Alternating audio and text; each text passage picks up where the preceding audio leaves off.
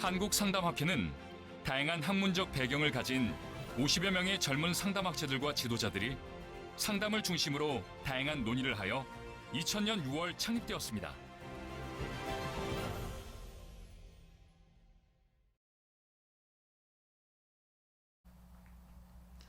최근 들어 많은 전문적 직업군에서 직업윤리를 강조하고 있습니다. 상담도 마찬가지로 전문직에 해당되고 그만큼 윤리가 중요한 직업군이라고 할 수 있습니다. 특히 내담자와 비밀 유지 윤리는 무엇보다도 상담 현장에서 최상으로 지켜져야 할 윤리 덕목으로 강조합니다. 대부분 상담 관련 학회에서도 상담자 윤리 강령을 준수하도록 하고 있으며 그 윤리 강령의 내용 중에서 내담자 정보 보호가 있습니다.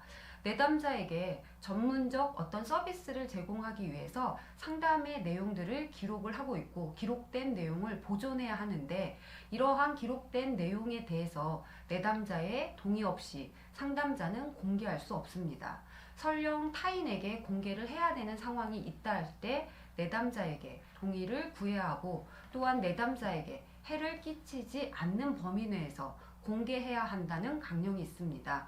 그런데 이 윤리 강령이 현재 우리의 학교 현장에서는 어떻게 해석을 해야 하는지에 대한 논쟁이 끊임없이 이루어지고 있는 것 같습니다. 최연아 기자가 취재했습니다. 안녕하십니까. 상담뉴스 진행자 최연아입니다. 오늘은 상담윤리 및 상담법 제정 필요성에 대해서 이야기해 보도록 하겠습니다. 복잡한 현대사회에서 심리상담이 지속적으로 증가하고 있는 만큼 상담자도 체계적인 상담 교육과 훈련을 통해 전문가로서의 자질과 윤리적 판단을 할 수 있는 능력을 필요로 하고 있습니다. 특히 심리상담은 개개인의 내밀한 감정과 경험을 다루는 일이기에 각 학회에서는 윤리적 원칙과 기준을 명시하고 있습니다. 이 시간에는 먼저 우리나라의 대표적인 각 학회별 상담윤리 강령에 대해서 알아보도록 하겠습니다. 한국상담학회는 7,500여 명 정도의 회원이 상담 전문가로서 활동하고 있으며 전문적인 태도, 정보의 보호, 내담자의 복지, 상담관계, 사회적 책임, 상담 연구, 심리검사, 윤리문제 해결, 회원의 의무 총 9가지의 윤리 강령을 준수할 수 있도록 명시하고 있습니다.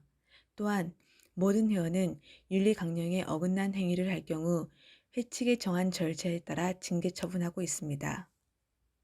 한국상담심리학회는 전문가로서의 태도, 사회적 책임, 내담자의 복지와 권리에 대한 존중, 상담관계, 정보의 보호 및 관리, 심리평가, 수련감독 및 상담자 교육, 윤리문제 해결, 회원의 의무를 숙지하도록 명시하고 있습니다. 전국대학교 학생상담센터 협의회는 전문적 태도, 상담관계, 정보의 보호, 상담연구, 심리검사, 상담센터의 독립성, 윤리적 문제 등을 해결할 수 있도록 명시하고 있습니다. 이 외에도 상담자들이 숙지해야 할 윤리성이 부각되면서 상담 윤리에 관한 책들이 시중에 많이 선보이고 있습니다. 상담자를 양성하는 대학에서도 상담 관련 학회에서도 상담 윤리의 중요성을 강조하며 윤리 교육을 확대하고 있지만 법적인 제도는 아직까지 없어 문제가 되고 있습니다. 최근 전문상담교사협회에서도 학생상담 기록물 관리 시스템으로 윤리적 문제가 대두되었던 적이 있습니다. 어떠한 점이 문제가 되었는지 한국전문상담교사협회 사무총장 이재근 선생님의 말씀을 들어보도록 하겠습니다.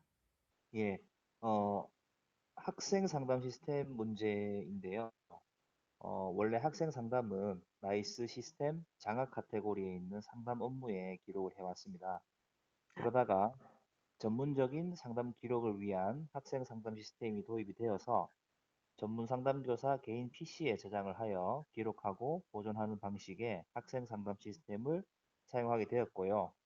그런데 이 과정에서 문제가 2019년 초에 교육부가 도입하려고 했던 온라인 학생 상담 시스템이었습니다. 온라인 학생 상담 시스템은 학생 상담 내용의 중앙 서버 저장, 학교장 열람권 등이 문제가 되었는데요.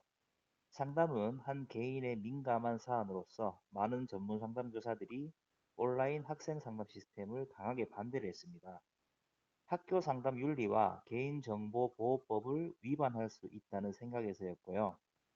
또한 상담에 참여한 학생은 전문 상담교사 개인과 상담 관계 형성을 하는 것으로 봐야 하고, 상담에 대한 규정, 비밀 보장의 약속 등을 하고 상담에 참여했는데, 전문 상담교사가 아닌 제3자인 학교장이 학생의 동의도 없이 수시로 상담 내용을 열람할 수 있다는 것 또한 강하게 반대를 하게 된 것입니다. 그래서 전문 상담교사 협회가 교육부와의 협의 끝에 인권 침해의 소지까지 있을 수 있다고 판단되는 학생 상담 내용의 중앙 서버 저장의 전면 시행, 학교장 열람권을 교육부로부터 중지시키게 된 것입니다. 선생님, 현재 학생 상담 기록물 관리 시스템은 어떻게 운영되고 있습니까? 예, 현재는 학생 상담을 나이스 시스템과 학생 상담 시스템, 온라인 학생 상담 시스템 세 가지를 전문 상담교사가 선택적으로 사용을 하고 있습니다. 그런데 제 생각에는 교육부와 전문 상담교사 간 합의 과정과 시스템 보완을 거쳐서 빠른 시일 안에 하나의 상담 시스템으로 통일하여 운영하는 것이 합리적이고 바람직하다고 생각을 합니다. 이 같은 윤리적 문제들이 대두되는 이유는 특정한 행동을 법문으로 규정해 놓고 이를 따르지 않을 경우 민사 형사상의 제재를 받도록 하는 법과 달리 전문가 윤리 기준에는 강제적 규제가 없기 때문입니다. 이에 각 학교에서는 상담법의 필요성을 알고 추진하고 있지만 어려움을 겪고 있는 실정입니다. 현재 한국전문상담교사협회도 학교상담법을 추진 중에 있는데 학교 상담법을 추진하게 된 배경에 대해서 들어보도록 하겠습니다. 예, 학교 상담법은 학교에서 이루어지고 있는 학교 상담이 합리적으로 운영될 수 있도록 하기 위한 고유의 법입니다. 우리나라 전문 상담교사 제도는 2005년에 시작을 해서 학교 폭력 피해, 학업 스트레스, 가정 내 문제, 우울, 자살 심리 등 다양한 이유로 힘들어하는 정서적 위기 학생들을 전문 상담교사가 상담을 해 정서적 지원을 하고 있습니다.